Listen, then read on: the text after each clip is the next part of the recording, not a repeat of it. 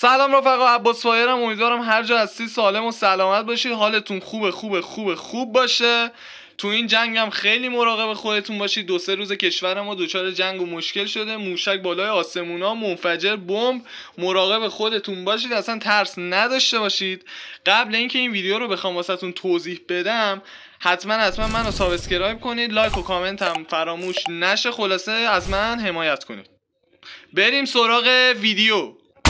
خب رفقا، ویدیو جدید از چه قراره؟ همون جوری که از تایتل ویدیو فهمیدید، ما قراره یه کانفیگ یا یه سرور وی پی ان خفن واسه شما معرفی کنیم که هم گیم واسهتون به بهترین نحو ممکن بیاره، هم اینستا براتون بیاره، هم یوتیوب براتون بیاره، هر برنامه‌ای که بخواید با سرعت بسیار زیاد بیاره. پینگتون بین 80 تا 120، یعنی پینگ خدا. یعنی شما تو حالت عادی پینگتون اینجوری نی، ولی با این سرور و کانفیگی که من بهتون معرفی میکنم پینگتون درجه 1 و خفنه. خب آقا، حتما اون قلب و قرمزش کن، کامنت هم برام بذار، بریم که این ویدیو رو بهتون آموزش بدم. خب آقا، ما وارد گیم شدیم. پینگو ببین پینگ 170 117. پینگو ببین، پینگ خدا. آقا خدا وکیلی این کانفیگو اگه نگیری از دستت رفته.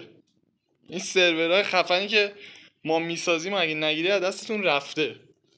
خب آقا، بریم بازی گیم رو امتحان کنیم با این پینگ خفن.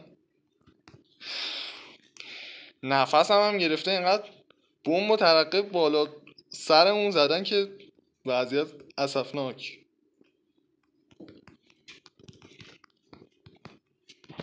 سرعت یخ رو نگاه کنید فقط شما. من الان دارم نوب بازی در میارم، به نازم مشت چیز زنم. آقا پینگو ببین لذت ببر. پینگو ببینید لذت ببرید. آقا پینگ خدا. خب آقا، اسنایپش هم امتحان کنیم و بعدش دیگه لفت بدیم، چون طرف نوب سگه.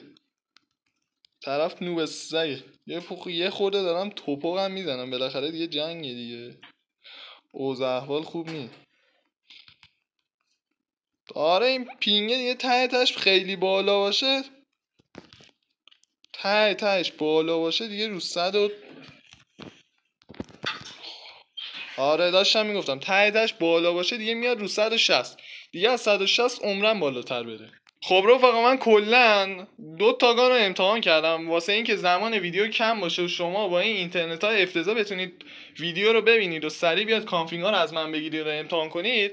کلا اومدم 2 تاگان رو امتحان کردم. حالا گام مهم نیست، من اومدم پینگو بیشتر به شما نشون بدم. خودتون هم دیدید دیگه، پینگ بین 90 تا 160 بود. خدای این پینگ خوبه در این زمانی که این همه جنگ و انفجار و نمیدونم خونپاره و بمب و ایناست. خدای این پینگ خوبه.